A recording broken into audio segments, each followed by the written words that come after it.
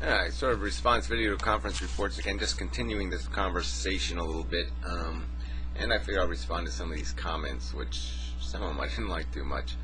But anyway, this first one, new well, whatever, 1618. Yes, good. Life acquired the ability to think only after and as a result of the ability to sense and feel. Right, so I've said that too. Could be that selfishness is a characteristic impulse which motivates action. Yeah, so I wouldn't say it that way, though. I wouldn't call it selfishness. I would call it subjectivity. Preferences, desires, drives, prejudices, conditioning, all that kind of subjective personality disposition. Yeah, that's what we have to work through. So anything, I'm still going to argue our brain is not, some people I guess just live. They just don't even think about how they think. But if you give how you think any thought, you can sort of see this separation. There's an impulse created inside of you, a feeling, a want, a desire, and then there's this brain that starts calculating. What does it mean? What are the consequences? What's the context of this action you're going to commit? Are you a shithead, or are you doing a good thing, or do you be a selfish asshole? I mean, it's making those equations. It's passing judgment, and it's there. And the only way it can get you to stop doing something is it has to create some subjective impulse, some motivator.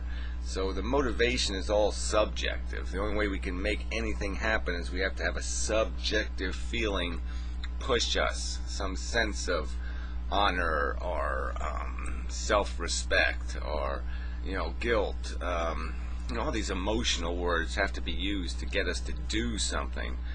But we can think in terms of principles and ideals and perfection and all these words that our personality will never be able to manifest, because it's still an ape. It's still tied to all that evolution shit, where our intelligence is tied to the meme evolution. So it's biological evolution versus intelligence evolution, the evolution of knowledge and understanding.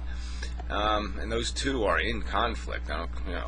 People can say otherwise, but there's a dramatic conflict between these personalities. There is that little angel and that little devil thing. It's a silly metaphor, but it's there. It's inside of us. And the devil is our selfish, crude, individualistic, egocentric nature. And the angel is this intelligence thing that can know better, can see farther, can understand in a much grander and greater context, can value things completely separate from the crude values of the subjective beast. Okay, anyway, that went longer than I wanted. If so, it seems that the progress of memetics will wean this out, because collective organization is the only way to sustain human life right now. Well, sustaining life and quality of life, this is always another part of this thing. This is sort of the background noise that we never define this premise before we even start a discussion. Because obviously, to me, people are valuing two different things. Some people value survival and say, we survived, therefore we were a success, therefore we can put a gold star on our tombstone for the human race and say, bravo, because it succeeded. Because it survived. By my standards, by what my intelligence would value, that doesn't mean shit. Okay, surviving with slaves, owning slaves, is not success. Surviving if 40% of the population is sacrificed for the 60%, well, that's not success. If there's too high a price paid for it, it's not a good deal. It's not worth buying. I wouldn't pick it off the store shelf and say I want one of those, because the damn price is too high. The fact that we were willing to buy it doesn't impress me. It still had too high a price, so it's still failure in my book, dismal failure. Then this idea that we're going to, our memes are somehow going to evolve our biology out of us. It's another argument I think goes nowhere, because ideas, they are creeping. They are gaining a degree of ownership of humanity, slow but sure. We got over the flat earth, and we got over some of the religion, and we got over some of the bullshit, but there's still a ton of it there. I mean, we're not burning witches, but we're still glued to insane ideologies, and attached to traditions, stupid traditions, ways of viewing the world that aren't evolved in terms of their intelligence. They're still very crude, very basic to humans needing ego gratification, needing to be, have their nipples twitched and such. So there's still a hell of a lot of that going on. And look who's breeding in the population. Again, this is the reality we got to face, is that intelligence, the more capable you are of doing the meme evolution, of getting the meme thing, of having lots of memes thrown into your brain, the more sterile you're going to become. Not sterile in the physical sense, but sterile in the practical sense. You're just not going to be planting a lot of seed once you understand your role, and you understand there's too many people, and you understand the dynamics that are demanding this sustainable life thing equation change. Those aren't the people we're breeding, so game over in that sense. Until the mean people start telling the selfish bastards how to live, forcing them to live by some sort of meme knowledge, to live up to a higher standard of behavior and conduct, fuck it, it's not working.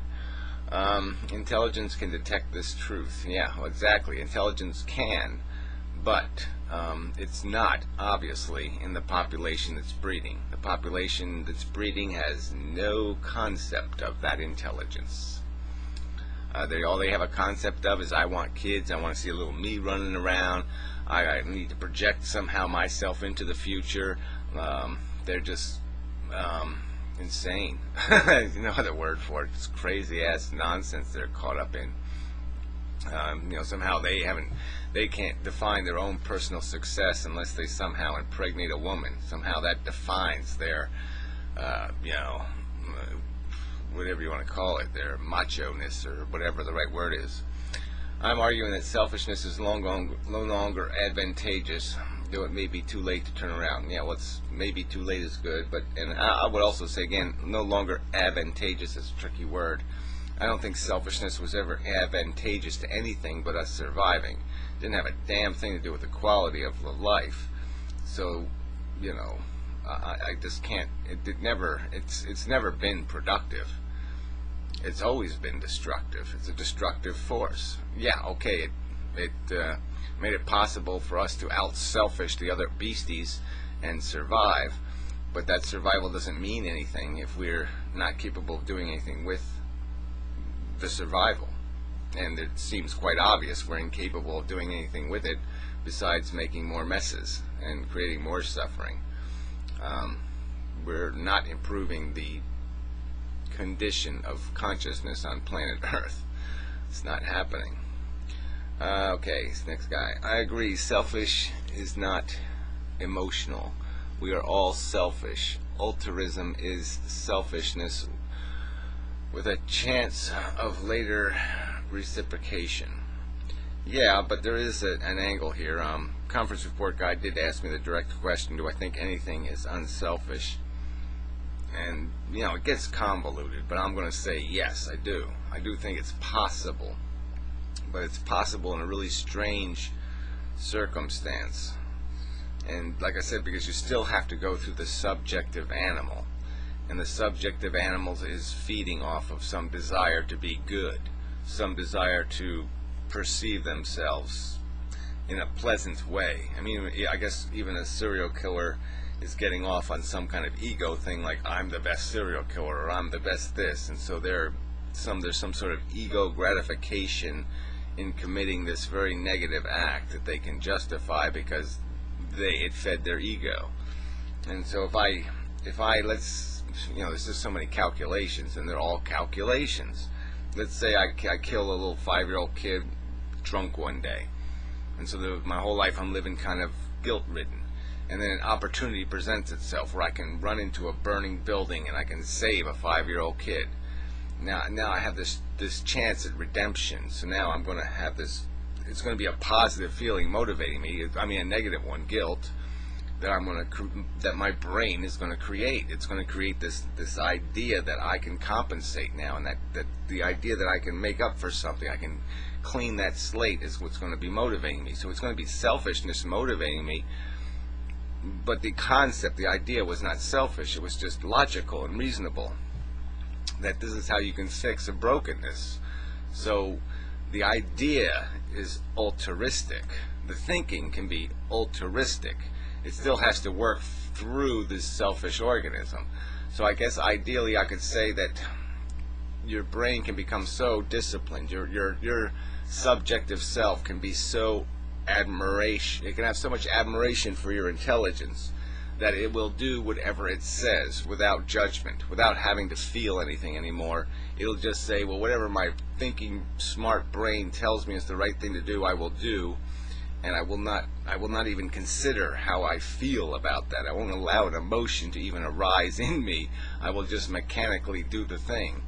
And so I suppose under that ideal circumstance there would be no subjective self